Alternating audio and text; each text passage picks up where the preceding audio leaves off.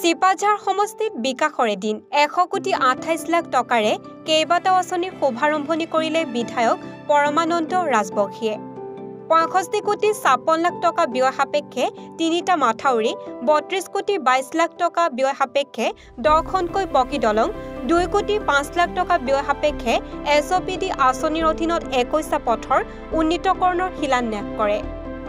চিপাঝাৰ সমষ্টিত পূৰ্বৰ উন্নয়নমূলক কামকাজসমূহৰ লগত 100 কোটি 28 লাখ টকা ব্যয় সাপেক্ষে হ'বলগীয়া উন্নয়নমূলক প্ৰকল্পসমূহে চিপাঝাৰ সমষ্টিক অন্য এক মাত্ৰ প্ৰদান কৰিব বুলি উল্লেখ কৰে বিধায়কগৰাকীয়ে লগতে অনাগত দিনত চিপাঝাৰ সমষ্টিৰ ৰাইজে আৰু অধিক উন্নয়নমূলক প্ৰকল্প দেখিবলৈ পাব বুলিও উল্লেখ কৰে আজি চিপাঝাৰ সমষ্টিত উন্নয়নৰ বাবে এটা দিন যিটো দিনত আমি আজি 100 কোটিৰো অধিক টকা যিমানবোৰ আঁচনি আছে বিশেষকৈ পথসমূহৰ আৰচিচি দলং আৰু দলঙৰ লগতে আন এটা কথা ক'ব খুজিছোঁ যে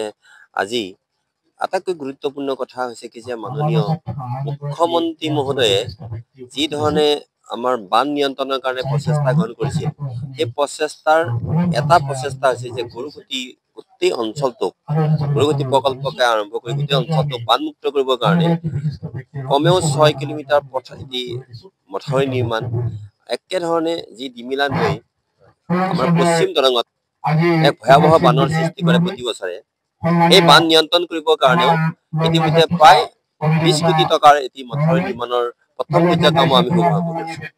আৰু অন্যান্য এই যি ধৰণে আমি 21টা পথৰ দলং নিৰ্মাণৰ কাৰণে মাননীয় মুখ্যমন্ত্ৰী মহোদয়ক আমি অনুৰোধ কৰিছিলোঁ সেইমতে 13খন দলঙৰ নিৰ্মাণৰ বাবে যিখিনি আমাৰ ধন আবণ্টন হৈছে সেয়াও আজি আমি গোটেইখিনি কাম আমি শুভাৰম্ভ কৰিছোঁ যাতে উন্নয়নৰ এই বছৰটোত আমি এই কামখিনি আমি কৰি যাম কাৰণ এতিয়া আমাৰ যি নেকি 3টা মাহ আছে এই 3টা মাহতে যাতে আমি প্ৰায়খিনি কামেই যদি যাতে আমি সম্পূৰ্ণ কৰিব পাৰোঁ তাৰ কাৰণে আমি এইবিলাক কাম কৰি আছোঁ আৰু কাইলৈ একেধৰণে কমেও আমাৰ প্ৰায় 50টা আমি অংগনবাড়ী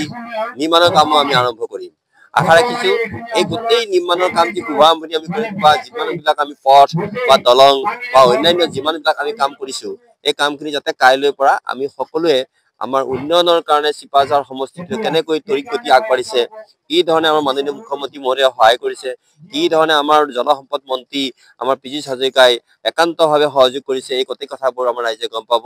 আৰু আমাৰ চৰকাৰখনে যি প্ৰতিশ্ৰুতি দিছিল সেই প্ৰতিশ্ৰুতি মতে কাম কৰি গৈ আছে সেয়া নমুনা